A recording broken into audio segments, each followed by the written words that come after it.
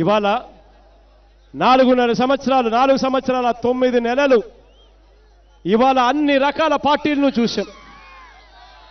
ఎన్నికలకు ముందు ఇదే పెద్ద మనిషి చంద్రబాబు నాయుడు గారు చెప్పిన మాటలను విన్నాం. ఎన్నికలు అయిపోయిన తర్వాత ఆయన చేసిన మోసాలను చూశాం. ఒక ప్రత్యేక హోదా అన్న ఒకే ఒక అంశమే తీసుకోండి. ఏ రకంగా చంద్రబాబు నాయుడు గారు ఎన్నికలకు ముందు ఏం చెప్పాడు, ఎన్నికలు అయిపోయిన తర్వాత ఎలా మోసం చేశాడు, మళ్ళీ ఎన్నికలు వచ్చేసరికి మళ్ళీ మోసం చేసేందుకు మళ్ళీ ఏం చేస్తా ఉన్నాడు అని చెప్పండి. ఏ రకంగా ఈ పెద్ద మనిషి చంద్రబాబు నాయుడు గారు ఎన్నికలకు ముందేమో ప్రత్యేక హోదా 10 సంవత్సరాలు కాదు 15 సంవత్సరాలు అని చెప్పాడు, సంజీవిని అన్నాడు.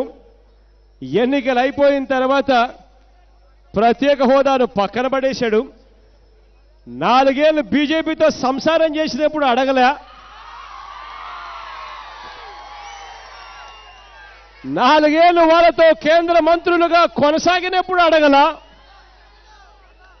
కానీ మళ్ళీ విడాకులు ఇచ్చిన తర్వాత మళ్ళీ ఎన్నికలు వచ్చేసరికి చంద్రబాబు నాయుడు గారు మళ్ళీ పసుపు సొక్కా పోయి నల్ల సొక్కా వేసుకొని ధర్మ పోరాట దీక్షలు ఎలా చేస్తా ఉన్నాడు అని చెప్పండి. చంద్రబాబు నాయుడు గారు చేసిన అన్యాయం గురించి చెప్పండి.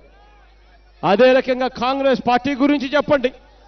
ఇదే కాంగ్రెస్ పార్టీ వాళ్ళు రాష్ట్రాన్ని అడ్డగోలుగా మనం వద్దు అంటా ఉన్నా కూడా విభజించారు.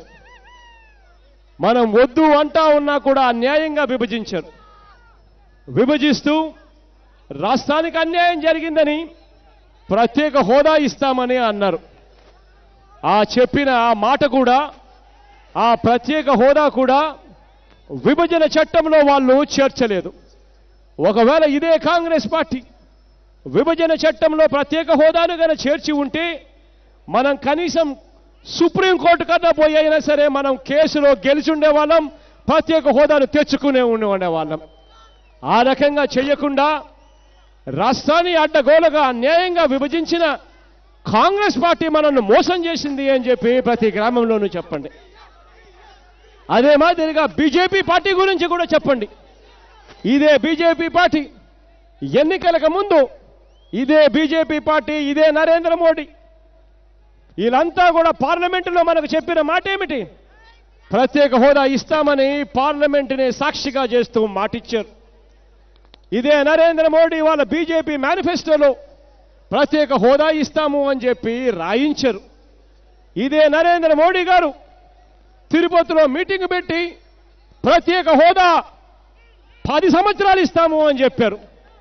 ఎన్నికలు అయిపోయిన తర్వాత మళ్ళీ ఇదే బీజేపీ పార్టీ మళ్ళీ మోసం చేసింది. ఇవ్వగలిగిన స్థానంలో ఉండి కూడా ఇదే బీజేపీ పార్టీ మనల్ని మోసం చేసిన పరిస్థితి ప్రతి గ్రామంలోనూ కూడా చెప్పండి. ఇదే మాదిరిగా ఇంకొక విషయం కూడా చెప్పాలి. పవన్ కళ్యాణ్ గారి గురించి కూడా ఖచ్చితంగా గ్రామాలలో చెప్పడం మర్చిపోవద్దని చెప్తా ఉన్నా.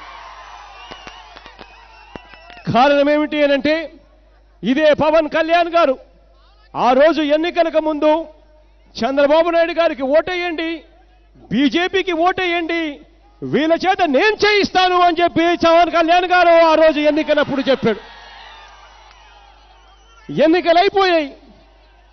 ఎన్నికలైపోయిన తర్వాత 4 ఏళ్లు చంద్రబాబు నాయుడు గారు బీజేపీతో సంసారం చేశాడు. ఇదే పవన్ కళ్యాణ్ గారు కూడా 4 ఏళ్లు వాళ్ళతో కలిసి సంసారం చేశాడు తాను కూడా. ఇదే పవన్ కళ్యాణ్ గారు మళ్ళీ ఇవాళ ఎన్నికలు వచ్చేసరికి ఇదే పవన్ కళ్యాణ్ గారు కారణాలు చెప్తారు.